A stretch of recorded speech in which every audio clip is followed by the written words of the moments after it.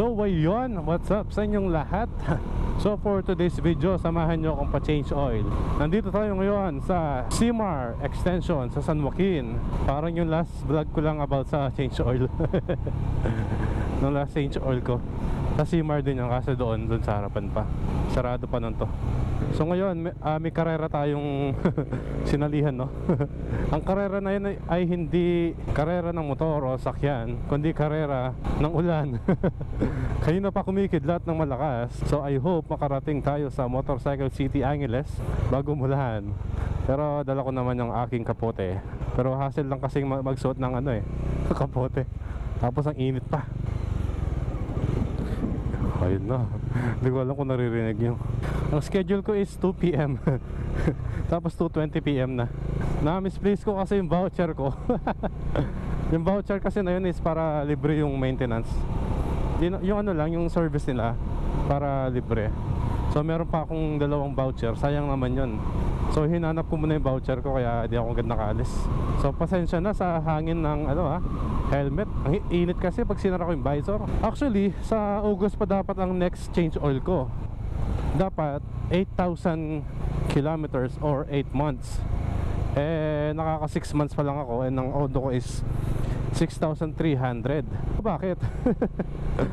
Actually medyo nararamdaman ko na yung yung makina tumitigas na yung transmission, and minsan hindi agad nag-i-start. Mag-i-start siya pero mamamatay. And iba rin yung pakiramdam sa engine. Ewan ko, di ko ma-explain pero may iba ako na-feel. Hindi naman nakaka-worry. Ang naisip kong dahilan is yung oil na ginamit ko. Noong unang change oil kasi ang aking motor, ang nilagay na langis is ang 10W50. Hindi ko alam kung anong brand. So fully synthetic siya. And then yung last nilagay ko is 10W40. So napansin ko parang pang 2 months lang siya, pero di ko alam. I-correct nyo ako sa comment, sa mga expert dyan. Pero parang yun nata yung naging dahilan kaya ganito na yung pakiramdam ng transmission ko. So siyempre di ko nahihintay na may masira pa, kaya papa-change oil ko na. Wala namang masama eh. Ang Dominar kasi is bago mag 10,000 kilometers or 12,000 yata, is every 4 months ang change oil. Ang sabi sa group namin is wag ko daw sundan yun. Gagawin ko na lang every 2,000 kilometers. Mas safe pa. Sanang na lang ako NLEX, pero hindi ko alam kung ano mas malapit eh. Kasi wala akong RFID ng South. Meron ako North. Meron akong RFID pa North. Pa North yung walang buhok sa harap. Kaso naisip ko mag-merge na pala ang RFID ngayong July. Parang sayang lang if install pa ako. Buti hindi mainit, kaso nagbabadya yung ulan eh. So pagod na pagod ako ngayong araw. Kwento ko lang. Nagising ako ng 6:30 kasi aalis yung kuya ko, pupunta ng Magalang sa PSAU. And nakaharang yung motor ko, di naman niya kayang dalhin yung motor ko, nabibigatan siya. Kaya ginising niya ako. Tapos bago ako bumalik, ayaw mag-start ng motor niya. Since importanteng lakad niya, mag-e-exam siya, sabi ko hatid ko na lang siya. Kaya ayun, maaga pa lang almusal ko pagmumotor. So ilang balik na ako, dalawang balik. Inatid ko siya, tapos umuwi ako, tapos sinundo ko siya, umuwi ako. At sa biyahe na yun, puro puro overtake ako kasi maluwag yung kabilang daan, tapos maraming truck. Alam nyo naman ako, ayaw kung may truck sa harapan ko. Lagi ko silang in-overtake. So napagod ako kaka-overtake, kaya ngayon chill na lang muna ako. Pasensya din pala kung medyo bungad yung boses ko, kung naiintindihan nyo ako or hindi. Galing ako sinipon. Sabi kasi sa akin magkapote ako. Nagkapote nga ako, hindi ko naman sinuot yung pants. Nabasa din ako. Ayun, sinipon. Ayaw pa naman sinisipon, para ka nilalagnat. Naku, na red light tayo dito. 122 seconds, Diyos ko po. Buti na lang, di mainit. Ang technique kasi dito dapat malapit ka dun sa intersection. Dapat makadaan ka pagka green. Kasi pag malayo ka, hindi ka abutan sa kabila. Ewan ko, ang weird eh. Pareho yung oras nila sa kabila. Kasya ba ako? Subukan ko ba? Wag. Wag. Wag. Wag. Huwag mong subukan. Masisira ang buhay mo. Susubukan ko. Huwag kang gagayad, huwag kang gagayad. Nice. Very nice, nandito tayo. Kaya usog ka.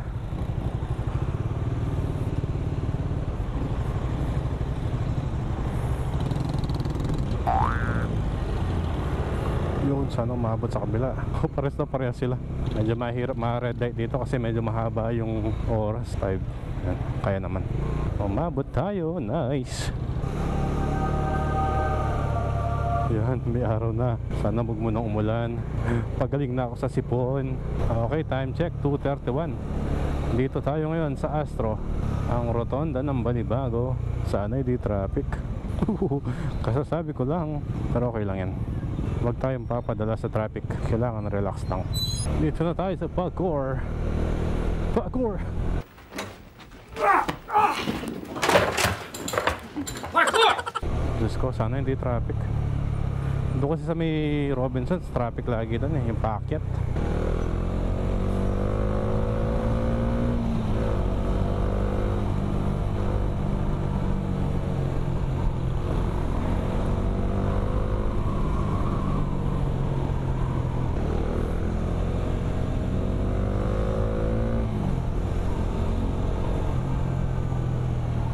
Okay, Robinsons, 2:34. Mukha naman di traffic. Gumanda ang daan dito na asfalto. Ngayon na lang ulit nadaan dito eh. Pag kasi pupunta ako mga bandang Angeles, madalas nag-NLEX ako. Kasi nakakatamad yung traffic. Singit-singit. Singit-singit lang. Ala, may nakita akong patak ng ulan. Hintayin mo ako makadating doon. Malapit na lang.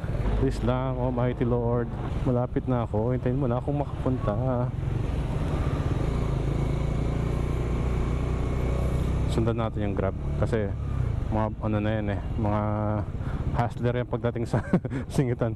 Pero since malaki motor natin, hindi natin nagagawa. Yun, tapos na sa rotonda. Malapit na tayo. Ayan na po. Nabibilang ko pa naman yung mga patak. Puti na lang yung yung motorcycle City Angeles bago mag stoplight. Ayan na, hindi tayo inabutan ng ulan. Thank you Lord. Okay, balikan ko kaya. Check natin kung nandito yung isa makikilala nyo. So, saan yung voucher na nakalimutan ko kanina. Ayan.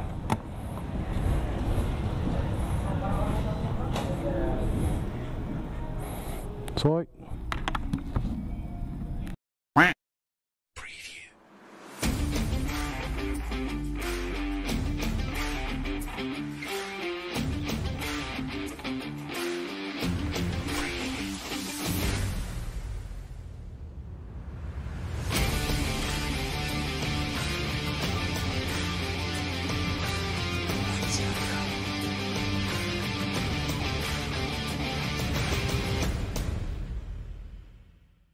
Thank you. Thank you, Soiti. Thank you po. Thank you. Oh, thank you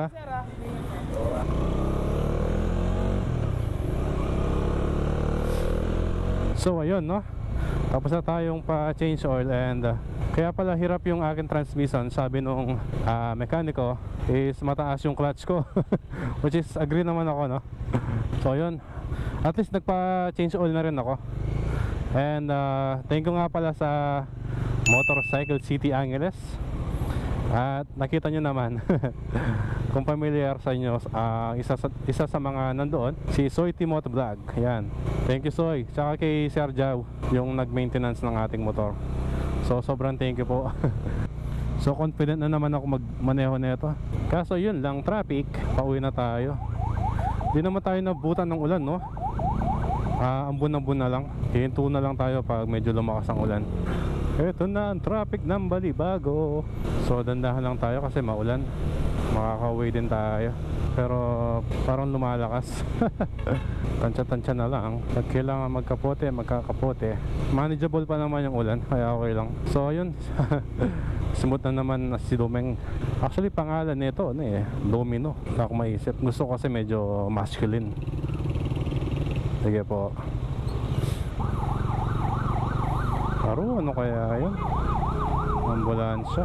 Tayo ay dadaan ng Simar. Medyo naninibago ako sa clutch. Try ko sang adjust sa bahay mamaya. Mataas eh. I mean yung medyo malayo siya sa kamay ko. Ba dito ako dumaan? Dapat dun sa kabila eh. Doon dapat ako sa kabila eh. Kasi sabi ko lang dadaan ako ng Simar. Kasi nandito ako ngayon. Lagi kasi kami dumadaan ng Clark. Ano ba yan? Pero feeling ko mas ano dito, mas mabilis. Kasi traffic doon eh. Ayun lang. So Clark na lang ako dadaan. Dapat mabilis ka magdesisyon. Yun lang. Green light na dito.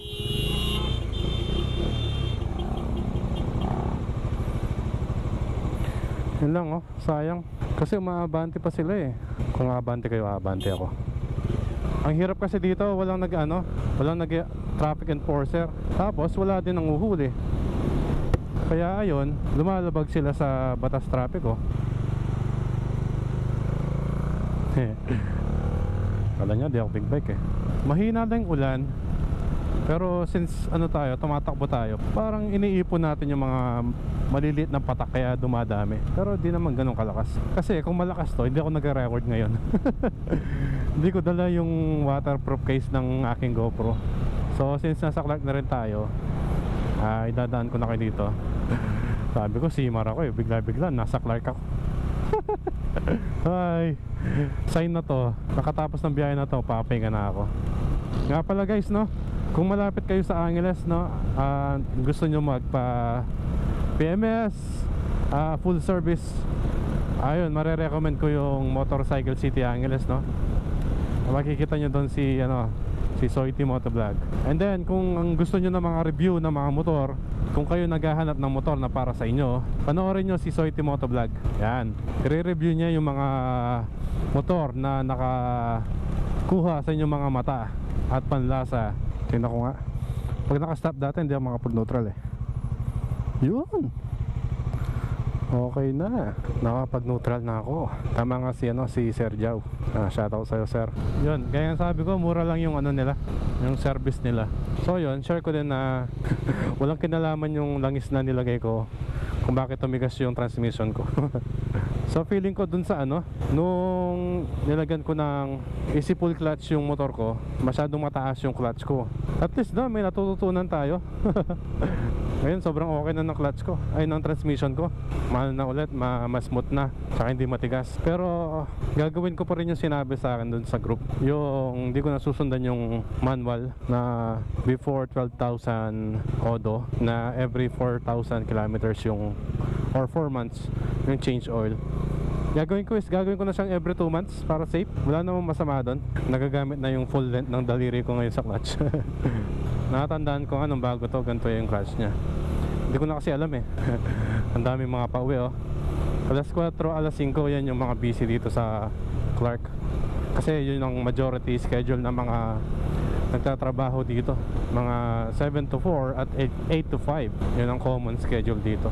Pero syempre marami pa din yung mga graveyard shift. Pero yun, kung ayaw nyo lang maraming sasakyan sa Clark, huwag kayong dadaan ng mga ganong oras. Ulitin ko, 4 PM tsaka 5 PM. Yun ang pinaka-busy ng Clark. Hindi ko masyadong sinara yung helmet ko kasi sayang yung lamig. Mainit pag sinara ko. Pero Sabado ngayon na-realize ko, marami nakadiyap ngayon. Pero marami pa rin sasakyan. Dito tayo, kanan tayo. Pwede tayong magkanan agad dito. Basta lang, ingat-ingat lang.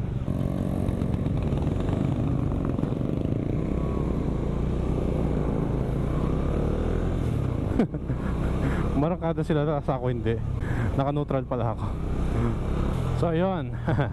Time check 4:18. Nandito na tayo sa Clark Mabalacat exit. Sa mga nakakaalam sa motor dyan, no? Yung mga basic na mga basic lang sa inyo yung mga sira ng motor. Well, di naman sira. Ito kasing side mirror ko nagba-vibrate. Dito lang. Hindi ko lang kung naririnig nyo. Pag nasa 4,000 RPM na ako, tas low gear, nagpa-vibrate siya. Let me know paano ayusin to sa mga expert dyan. Thank you so much. Nababother lang ako ng slight. Okay, so nandito na tayo sa Mabalacat. And dito ko na rin tatapusin ang ating video. Maraming salamat sa mga nanonood, no? At sa mga patuloy na sumusuporta. Kung bago ka lang at nagustuhan mo ang mga ganitong video, or kung nagustuhan mo ang ating video, baka naman like and subscribe sa aking YouTube. At kung gusto mo naman sa Facebook, mag-follow ka na rin. Kung may mga suggestion kayo o gustong pag-usapan sa ating future videos, please let me know. Iwan nyo lang dyan sa comment. Libre lang naman. So ayun, maraming salamat sa mga tumapos ng video. Laging mag-iingat sa daan, laging maging alerto, at habaan palagi ang pasensya. Ako si Jovan Moto. Hanggang sa susunod na video. Jovan out. Peace.